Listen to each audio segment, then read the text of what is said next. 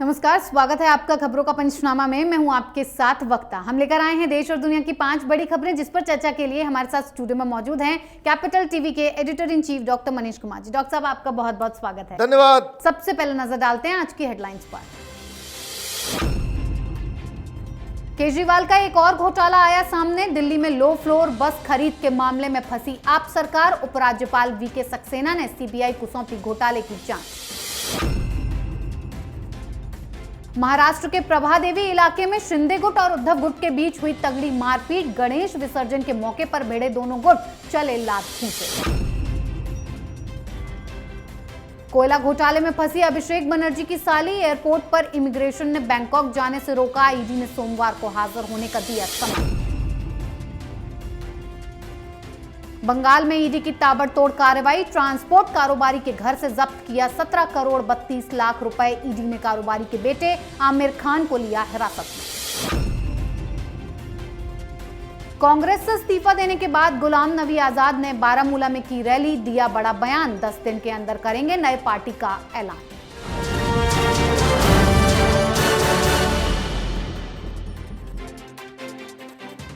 आज की सबसे पहली खबर केजरीवाल सरकार के नए घोटाले की। केजरीवाल सरकार पर शराब घोटाले के बाद अब 1000 डीटीसी बसों की खरीद के मामले में घोटाले का आरोप लगा है, जिस पर एलजी ने सीबीआई को इस मामले की जांच पर बिठा दिया है। लेकिन सीबीआई जांच का नाम सुनने के बाद आपकी तरफ से बयान आया है कि टेंडर रद्द हो गए थे और बसें कभी खरीदी ही नहीं गईं। उल्टा एलजी पर ही भ्रष्टाचार के आरोप लगा दिए गए। बीजेपी ने भी इस पर प्रेस कॉन्फ्रेंस करके कहा कि केजरीवाल वसूली का धंधा कर रहे हैं, जनता का पैसा लूट रहे हैं। डॉक्टर साहब, घोटाले पर घोटाले, केजरीवाल क्या वसूली का काम कर रहे हैं?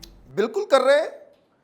जिस तरह का जो कागजात, जिस तरह के कंप्लेन, जिस तरीके से सीवीसी की रिपोर्ट, जिस तरीके से एक स्पेशल कमेटी इस घोटाले को जांच के लिए बनाई गई थी, उसकी जो रिपोर्ट है वो चीख चीख के कह रही है कि केजरीवाल बड़ा ही सोफिस्टिकेटेड घोटालेबाज है। वो पढ़ा लिखा है और इसलिए नियम कानून में ही कुछ ऐसे बदलाव कर देता है कि अपने दोस्तों को ठेके देता है और दोस्तों से पैसे वसूलता है। ये पूरा केस क्या है? इस केस में जो सबसे मूल बात है वो ये है कि आपने ठेका तो दे दिया और हर दिन आपने मेंटेनेंस के नाम पे आपने हर बसेस के ऊपर 45 रुपए पर किलोमीटर। अब आप समझिए कि बस तो आप खरीद ही रहे हो, जिस कंपनी से आप बस खरीद रहे हो उसको मेंटेनेंस कॉस्ट आप दे रहे हैं, तो उससे क्या हो रहा है? 12 साल के पीरियड में बस की जितनी कीमत नहीं, उससे ज्यादा मेंटेनेंस। ये अन्याय क्यों किया तुमने भाई? किसके लिए किया? और जब चोरी पकड़ी गई, जब इसमें कंप्लेन होने लग गए, जब इसमें लगा कि इसमें सारे लोग फंस जाएंगे, आपने इस पॉलिसी को, इस ठेके को रद्द कर दिया। और अब आप चिल्ला रहे हो कि एक भी बस खरीदी नहीं गई। सवाल बहुत ही सिंपल है। चोरी पकड़े जाने के बाद आपने बस खरीदा या नहीं खरीदा वो इमैटेरियल है। आपने जो नीति बनाई, जो टेंडर पास किया, वो लीगल था, क्लीन था, या उसमें घोटालेबाजी हुई? और दूसरी जो सबसे अहम पहलू है, जो समझने वाली बात है, कि आप 45,000 करोड़ का आप ठेका ले लेते हो और जो कंपनी ठेका लेती है उसको 6 महीने के बाद आप कहते हो कि टाटा बाय बाय, जाओ आप अपने घर जाओ। तो कोई भी ईमानदार कंपनी होगी वो सीधे कोर्ट जाएगी। वो उसका जो नुकसान हुआ है 6 महीने में, आपने बसेस के लिए कहा तो अपना इंफ्रास्ट्रक्चर बना रहा होगा, खरीद रहा होगा, चीज़ों को, उसमें पैसे खर्च हुए होंगे, वो पैसा कौन देगा? ये केजरीवाल की मित्र मंडली जिस तरीके से, जो लोग जिस कैटेगरी में ठेका नहीं दिए उनको बुला करके आपने ठेका दे दिया। जो L1 था, L1 के जगह L2 को आपने ठेका दिया।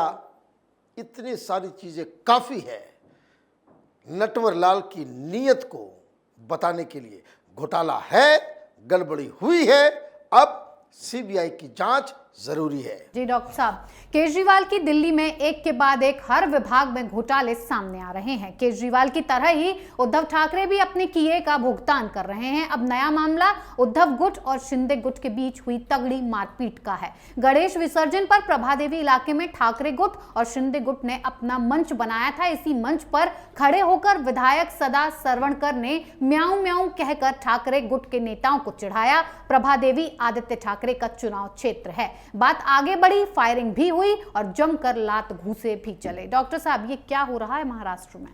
देखिए, ये जो लड़ाई सड़कों पे होनी थी वो तो होनी शुरू हो गई। शिवसेना के भड़काऊ भाईजान जो जेल के अंदर है, उन्होंने तो यही कहा था कि मुंबई आकर के अकेले घूम के देखो, बिना ठाकरे के नाम से तुम घूम के देखो क्या होता है। अब ये घूम भी रहे हैं और बकायदा छाती चौड़ा करके शिवसेना उद्धव गुट के सामने चुनौती भी दे रहे हैं। क्या हुआ है मसला? ये प्रभादेवी के पास जो गणेश पंडाल है, वहां पे ट्रेडिशनली शिवसेना अपना एक मंच बनाती थी। इस बार हुआ ये कि एकनाथ शिंदे ने भी एक अपना अलग मंच बना लिया और उद्धव ठाकरे ने भी अलग मंच बना लिया। अब दोनों के बीच बहसा बहसी, दोनों के समर्थक वहां पे मौजूद, तो बदमाशी एकनाथ शिंदे गुट की तरफ से हुई। अब म्याऊं म्याऊं करने का क्या मतलब है? ये गलत तरीका है। सब लोग जानते हैं भाई म्याऊं म्याऊं का मतलब क्या है। दो मतलब है। एक, चूंकि आदित्य ठाकरे जी की आवाज़ जो है वो थोड़ी सी पतली है, तो राणे साहब के जो सुपुत्र हैं वो उनको म्याऊं म्याऊं कहते हैं, तो ये तो गलत बात है, ये होना नहीं चाहिए। दूसरा, ये म्याऊं म्याऊं उस समय आया जब सुशांत सिंह राजपूत का जो वो कांड हुआ, उसमें ड्रग सैंपल आया, तो उसमें जो ड्रग पाया गया, जो खरीद रहे थे ये लोग बॉलीवुड वाले, उस ड्रग का भी नाम म्याऊं म्याऊं था और राणे साहब ने बाकायदा नाम ले लिया था। तो ये पूजा पाठ का पंडाल नहीं करना चाहिए। तो मारपीट शुरू। तो 5-6 लोगों को गिरफ्तार किया गया जो शिवसेना के गुट के थे और उनको बाकायदा कोई ज़्यादा चार्ज नहीं लगाया गया, तो उनको जमानत मिल गई है। लेकिन इसमें जो एमएलए साहब हैं उन्होंने गोली वोली चला दी। तो सीसीटीवी फुटेज वगैरह की जांच हो रही है। अगर वेपन पाया जाएगा तो आर्म्स एक्ट के अंदर वो उनको फिर कानून झेलना पड़ेगा। लेकिन जो कुछ है, इसका राजनीतिक सिग्नल क्या है?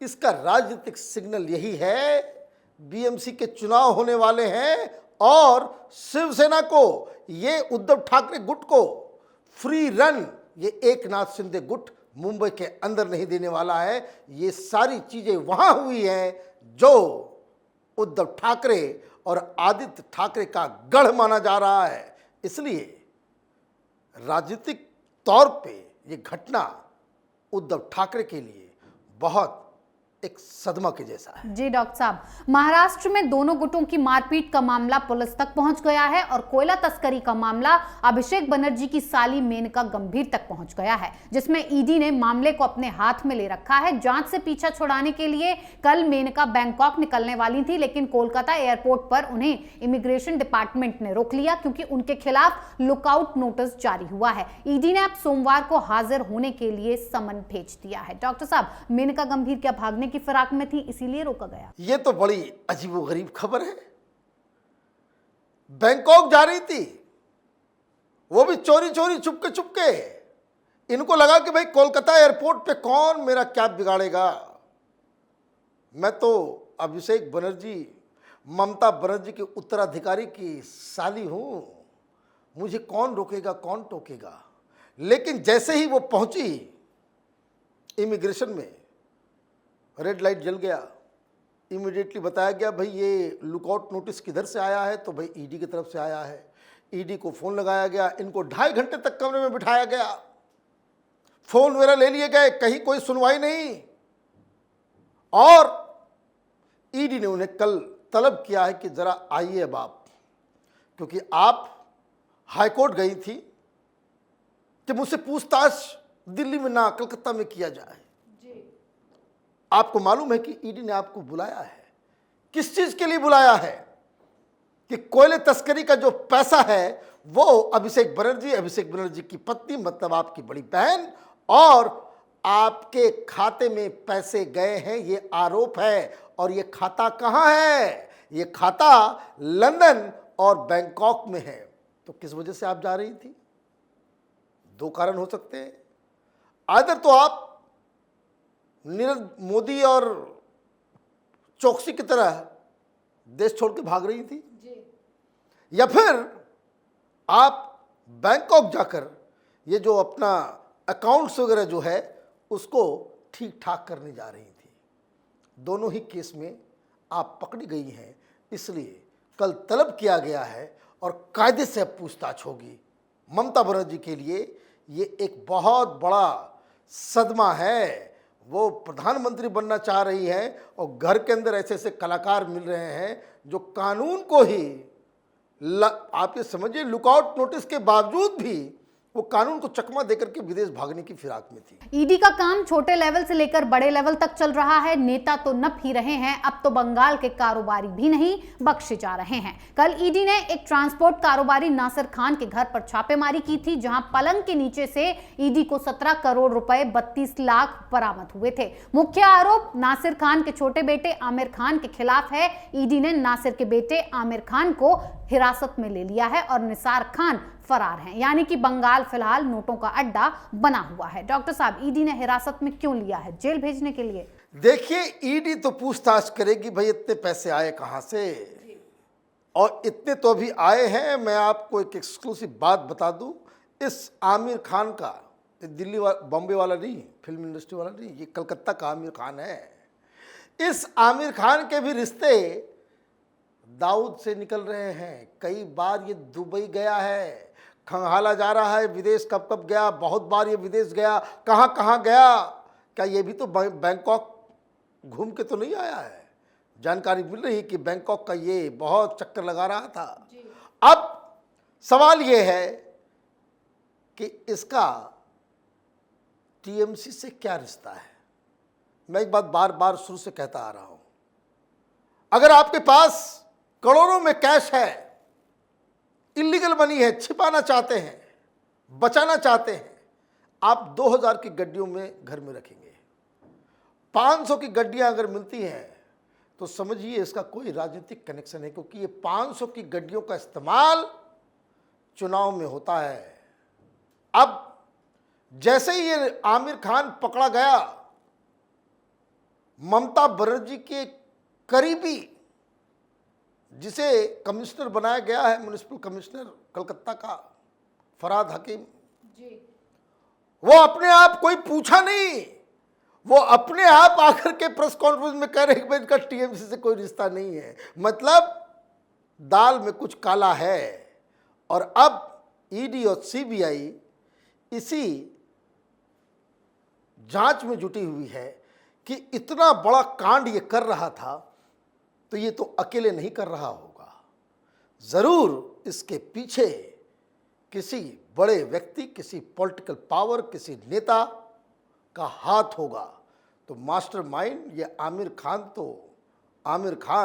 खान के पीछे कौन सा खान है, कौन सा नेता है, इसको ढूंढना भी बाकी है। जी डॉक्टर साहब, ईडी ने लगभग हर पार्टी के नेताओं को लाइन में लगा रखा है, कांग्रेस भी जिसमें शामिल है। कांग्रेस के लिए ईडी के साथ साथ और भी कई समस्याएं हैं जिनसे उसे निपटना है। इसी बीच कांग्रेस से इस्तीफा दे चुके G23 के नेता गुलाम नबी आजाद ने घाटी से हुंकार भरी। गुलाम नबी आजाद ने बड़ा बयान देते हुए कहा कि वो अगले 10 दिन में नई पार्टी का ऐलान करेंगे। साथ ही कांग्रेस पर हमला करते हुए बोले कि मैं आजाद हूं, कांग्रेस का गुलाम नहीं हूं, मेरा रिमोट कंट्रोल मेरे पास है। डॉक्टर साहब, गुलाम नबी आजाद के बयान के क्या मतलब निकाले जाएं? गुलाम नबी आजाद जम्मू कश्मीर के चीफ मिनिस्टर रह चुके हैं, कांग्रेस पार्टी के बहुत बड़े लीडर। किसी जमाने में वो सोनिया गांधी के आंख नाक कान हुआ करते थे, लेकिन राहुल गांधी को ये लगता है कि जितने पुराने लोग हैं वो डेड वुड हैं, वो कांग्रेस पार्टी के लिए भार हैं, इनका बाहर निकल जाना ही ज़्यादा बेहतर है। ये चाहते हैं कि गाली गलौज करने वाले लीडर्स को जो है सामने रखा जाए, जो रोज़ सवेरे उठकर अपने ट्विटर पे, सोशल मीडिया अकाउंट्स के जरिए वो प्रधानमंत्री अमित शाह, योगी को गालियां दे। और इसलिए ये जो मनमुटाव धीरे धीरे जिसको कहते हैं मतभेद मनभेद में बदल गया, कांग्रेस का लॉस तो बहुत बड़ा है। इसका मतलब यही है कि कश्मीर के अंदर, जम्मू कश्मीर के अंदर कांग्रेस पार्टी दो फाड़ में बट गई। किसी जमाने में वहां कांग्रेस पार्टी सरकार बनाती थी, लेकिन अब एक राज्य से कांग्रेस पार्टी विलुप्त होने की कगार पे आ गई है।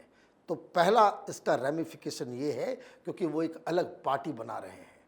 दूसरी चीज, ये देश भर के अलग अलग कांग्रेसी छत्रपों के लिए भी एक संदेश है कि आज़ाद होना चाहते हो तो कांग्रेस पार्टी का दामन छोड़ो, आइदर आप किसी पार्टी में शामिल हो जाओ या फिर अपनी पार्टी बना करके, जिस तरीके से शरद पवार इस ऊंचाई तक पहुंचे, गुलाम नबी आज़ाद ये काम कर रहे हैं, ममता बनर्जी ने ये काम किया, कई सारे ऐसे उदाहरण हैं जो कांग्रेस पार्टी की दास्ता गुलामी छोड़कर जिन्होंने अपनी पार्टी बनाई और अच्छे सफलता उन्होंने पाई। तो ये दो बातें हैं जो कांग्रेस के लिए बहुत ही, जिसको कह सकते हैं कि झटका की तरह है, जब दूसरी तरफ राहुल गांधी पार्टी को जीवित रखने के लिए भारत जोड़ो आंदोलन कर रहे हैं। जी डॉक्टर साहब, बहुत बहुत धन्यवाद इतनी जानकारी के लिए। धन्यवाद। खबरों का पंचनामा में आज के लिए इतना ही। देश विदेश की बाकी खबरों, उनके सटीक एनालिसिस के लिए देखते रहिए कैपिटल टीवी। हमें लाइक कीजिए, शेयर कीजिए और कैपिटल टीवी को सब्सक्राइब कीजिए। नमस्कार।